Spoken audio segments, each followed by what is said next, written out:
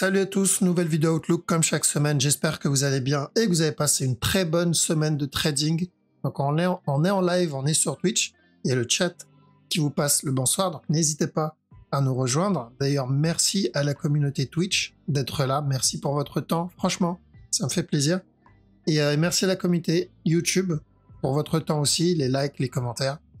Je vous mets le petit warning et let's go.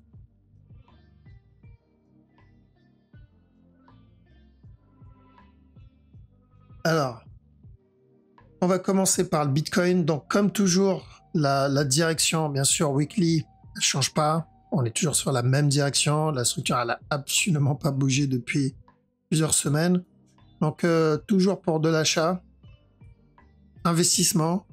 Les deux scénarios, c'est où un expanding, et dans ce cas-là, il viendra directement péter le top. Donc, mon objectif, ça va être là. Là, je commencerai à prendre mes profits. L'autre possibilité, c'est d'obtenir une plus grosse structure corrective, donc au moins venir corriger le drop qu'il a donné. Et donc, prise de décision ici, si on veut rester et continuer à accumuler, ou prendre des profits, racheter plus bas. Mais là, on n'est plus vraiment sur de l'investissement. Mais long terme, c'est de l'achat. Que ça soit pour un expanding ou un regular flat, c'est toujours une continuation que je cherche. D'accord ? Donc ça, c'est mode invest. J'achète et je dors. Et sur la structure daily, même chose que la dernière fois, on n'a vraiment pas bougé. Donc j'ai pas de raison d'acheter ici en daily. Prendre des profits si j'ai pris le buy, exemple, si j'ai pris mon buy ici ou plus bas, prendre des profits dans cette zone, c'est une bonne idée. On se rapproche, on perd en momentum. La structure s'essouffle un peu, mais je ne rentre pas. Si je dois rentrer, je dois attendre une correction d'abord. Et ensuite, je peux chercher mon buy. D'accord? Donc, c'est ça que j'attends sur la structure daily. Et la structure 4 heures. Donc, ce qu'on veut, c'est ce que je viens de dire, c'est la correction de ce mouvement-là. À chaque nouveau plus haut, on doit faire attention. Ce qu'il fait là, c'est la même chose que dans cette structure. Donc, on est en train de perdre en momentum. Et souvent, 9 fois sur 10, on a au moins une correction. Donc, ou une correction ou un petit retracement. Donc, on surveille le drop à la fin de cette impulsion. On surveille le drop et ensuite on ira pour la continuation. Ça, c'est pour la structure 4 heures, pour ceux qui veulent juste connaître la direction qu'on attend sans vraiment comprendre pourquoi, ce qui est en soi pas une bonne idée, mais voilà, la direction qu'on attend, ça va être ça. Pour la structure 1 heure, donc là aussi, ça va être trading. Donc on est au-dessus de ce bas, d'accord? Ce qu'on va chercher, c'est un buy pour revenir tester ce top. S'il vient péter le bas, c'est qu'on est probablement en train de commencer cette structure corrective 4 heures qu'on attend. D'accord? Donc, ce bas va être très important, mais en 1 heure, pour le moment, j'ai pas ça. On garde en tête que on a obtenu cette impulsion, et là, il est en train, là, il est en train de corriger cette impulsion. Maintenant, on veut une continuation. Et donc, voilà pourquoi ce bas est important. Et en 15 minutes, on fait toujours attention au possible running ici, là. Là-dedans, pardon. Donc, si ça, c'est mon A et le running, c'est mon B, on peut avoir encore un nouveau plus bas, mais ça ne change pas la direction 1 heure pour revenir tester le top tant qu'on n'a pas pété le bas. Donc, 4 heures, c'est plutôt correction qu'on cherche, donc plutôt de la baisse, et en 1 heure, on peut avoir encore un petit up. Le up est toujours possible là-dedans. D'accord? Dans 15 minutes, on fait attention au running. Là, j'ai pas de sell setup, j'ai pas de buy setup. Il a donné un running en 15 minutes. Ici, là-dedans. Donc, il n'était pas dégueulasse. Hop. Donc, le A, le B, le C. Mais le drop qu'il donne est vachement correctif. Donc, c'était peut-être pas le sell le plus propre, le plus intéressant à prendre. Et ce qu'il donne là-dedans aussi, c'est plutôt correctif. Donc, voilà, je vois pas d'achat. D'accord? Je vois pas de buy setup en petit time frame sur ce move. ETH, la direction 4 heures est toujours la même aussi. Donc, on avait dit de chercher de l'achat jusqu'au top. Et on avait dit donc à chaque nœud plus bas, tant que ce bas n'est pas cassé, on privilégie le buy jusqu'au top. C'est toujours pareil. On n'est pas très loin de l'objectif. Et en 1 heure, donc tant qu'on est au-dessus de la trend, on peut avoir encore un autre push, encore un autre plus haut, d'accord? Mais on fait attention à chaque nouveau plus haut, que comme pour le Bitcoin, ce mouvement-là, cette structure, en tout cas cette impulsion de là à là, finira par corriger. Donc il y a des chances qu'elle corrige avant de venir tester le top. Ce qu'il donne là, c'est vachement ressemblant à ce qu'on a eu dans cette structure. Donc on fait attention. Est-ce qu'il peut grimper sans corriger? Est-ce qu'il peut venir toucher le top et l'objectif sans corriger? Oui, parce qu'on n'est pas très loin, on peut avoir un petit push. Mais l'autre possibilité aussi existe, c'est-à-dire donner au moins un petit retracement avant la continuation. C'est possible.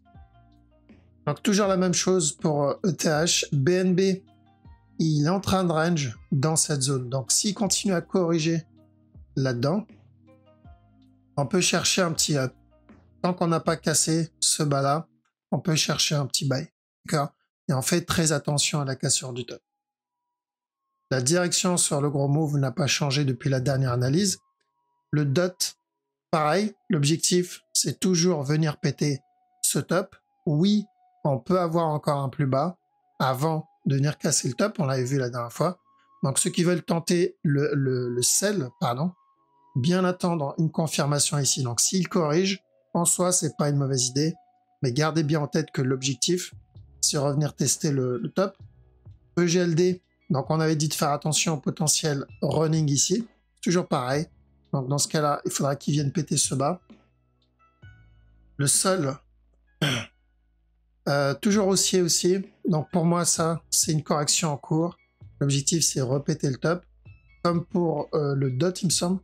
Donc même s'il vient péter ce bas, pareil, on va chercher la cassure du top et ensuite on ira pour un regular flat et encore de la vente avant la continuation.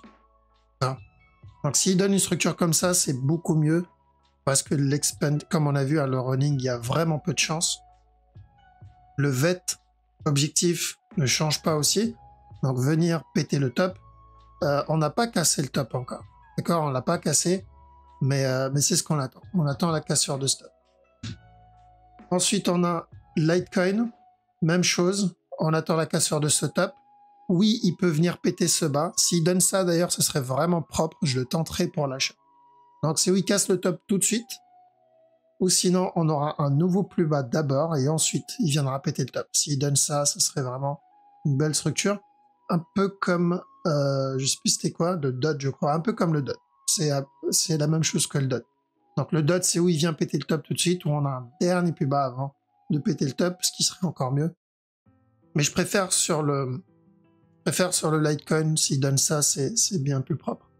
D'accord? Donc, pas de changement sur la structure, toujours la même chose. Le Bitcoin est en train de traîner. Je pense pas qu'on va avoir de surprise sur la direction, ça m'étonnerait. Il faudrait vraiment qu'il y ait une news, une bonne news, peu importe, un truc vraiment important qui invaliderait la direction qu'on recherche. Surtout la structure 4 heures.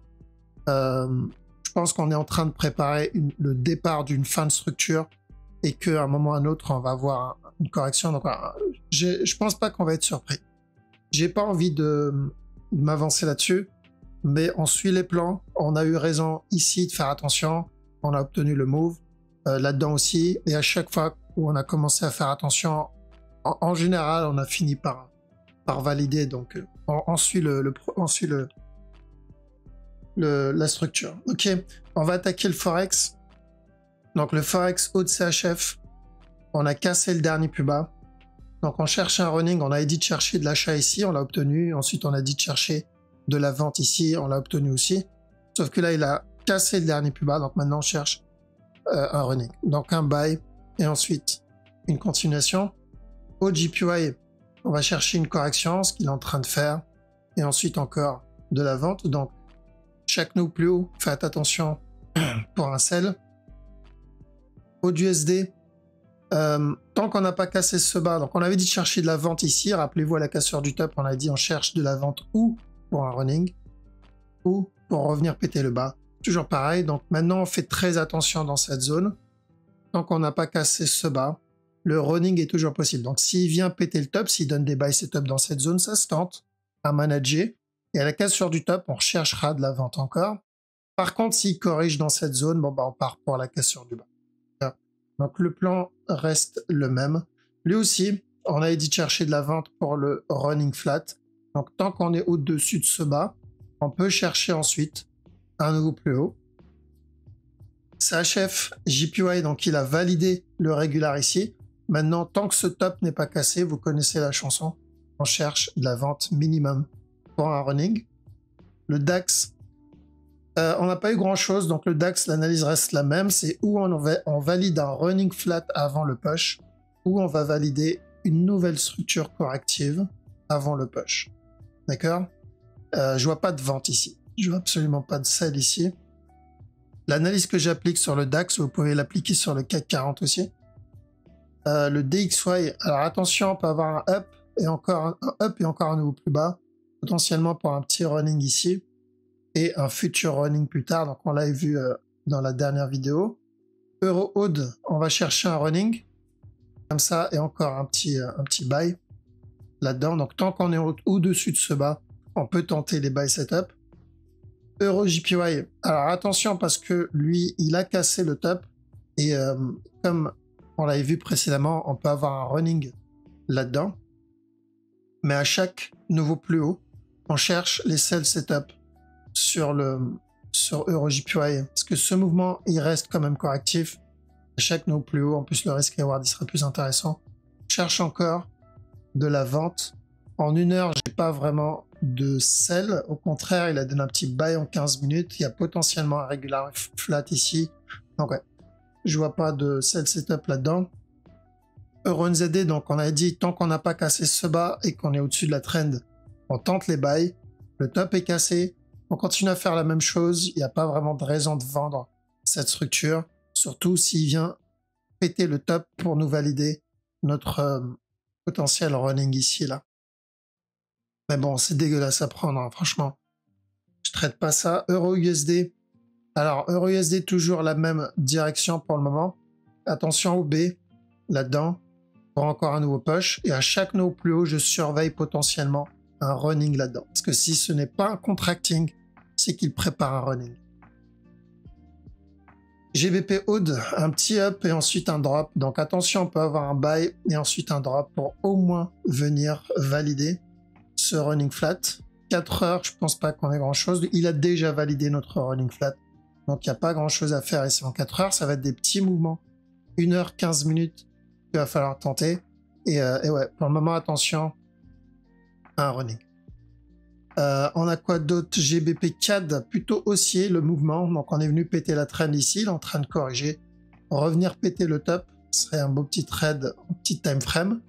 GBP JPY, un petit sell en 15 minutes, voire même peut-être 1 heure ou 4 heures. Ouais.